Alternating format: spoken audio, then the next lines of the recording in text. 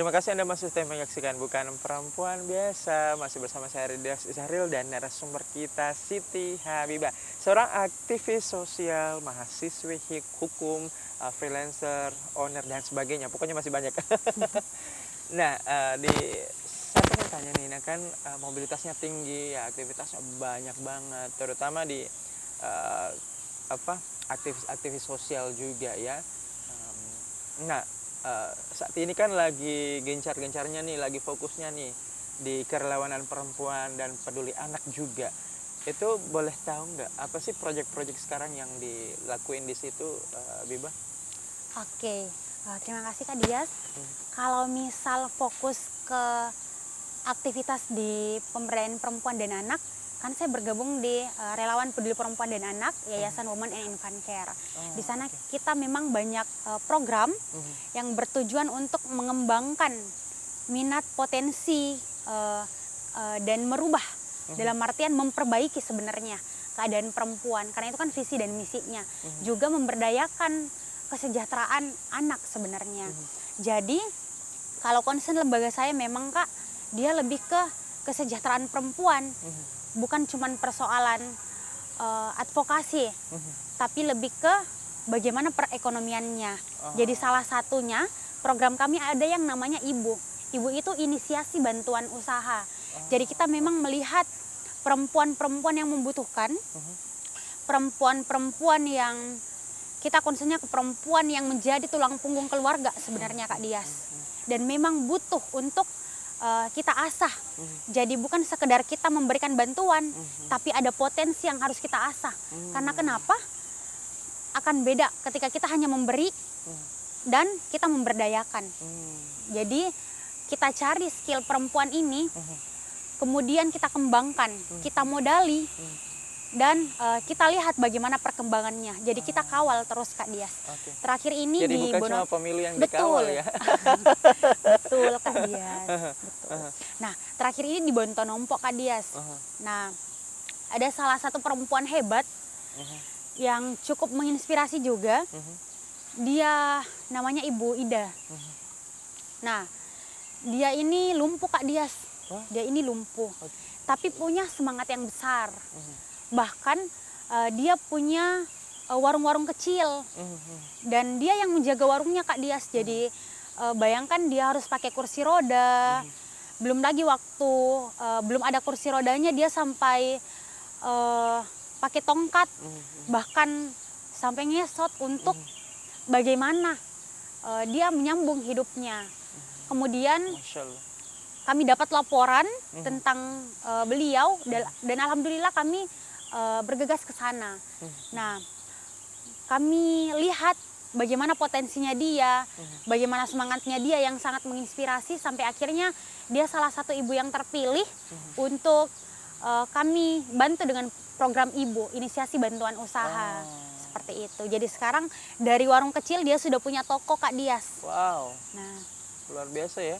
iya. Jadi salah satu bentuk dukungannya ya seperti ibu ini ya, bahwa diberikan bantuan modal, kemudian diberikan bekal pengetahuan dan keterampilan, bagaimana mungkin skill-skill menjual, seperti itu, bagaimana bentuk pelayanan, seperti itu ya. Betul Kak Dias. Masya Allah. Ini hanya salah satu ya Salah dari satu banyak programnya. dari banyak program Women Care ya. Women and Infant Care. Women and Infant Care. Oke. Boleh cerita ini sebetulnya inisiasinya ini berdiri sejak tahun berapa itu Women Infant Care? Oke, sebenarnya kita bergeraknya sudah lama, cuman untuk dijadikan yayasan dan tercatat itu dari tahun 2019. Jadi kita punya legalitas sejak 2019. Tapi kalau mengenai pergerakannya itu sudah lama Kak Dias, dari 2016. Tapi memang legalitasnya 2019 sampai saat ini.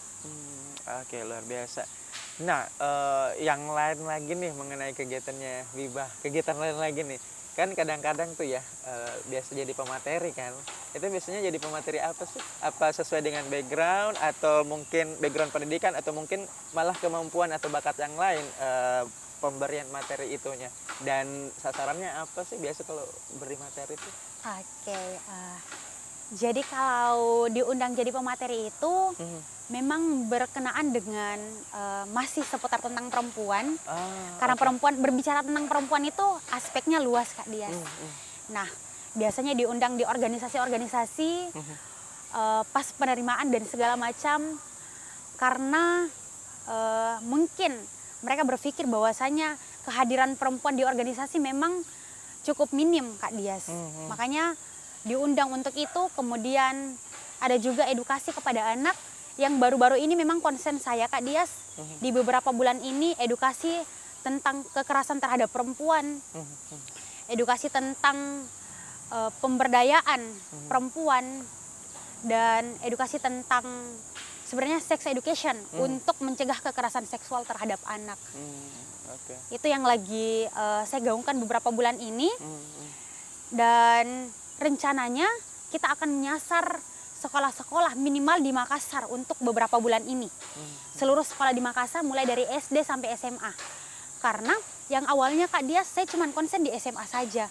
Karena saya pikir usia itu adalah usia yang ibarat kata rentan untuk perempuan, untuk yang sudah menginjak usia 16 ke atas.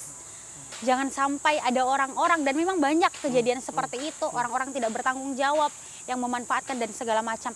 Tapi kemarin dapat laporan, salah satu SD Kak Dias masuk laporan ke saya di yayasan bahwasanya ada anak-anak yang dilecehkan di sekolahnya, dan ini di Makassar Kak Dias, salah satu SD. Ini miris ya? Betul. Miris ya, bahkan sampai ke taraf SD pun. Betul. Ya, ini sudah terjadi, sudah ada laporan, makanya ekspansi ke sampai ke level SD ya sekarang. Betul. Ya Biba ya.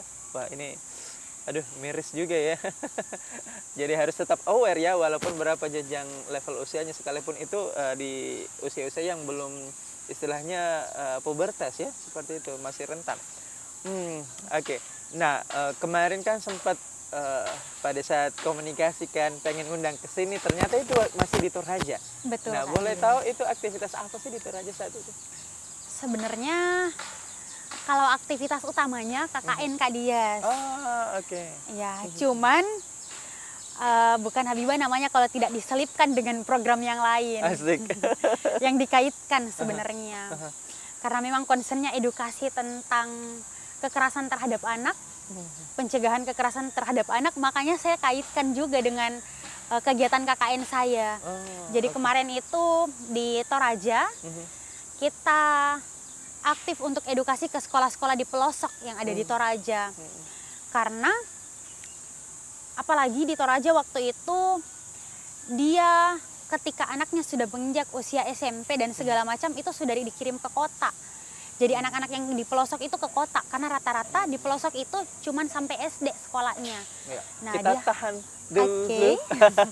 Kita akan kembali pemirsa usaha jeda berikut ini, tetaplah bersama kami di Bukan Perempuan Biasa on TV Sulsel.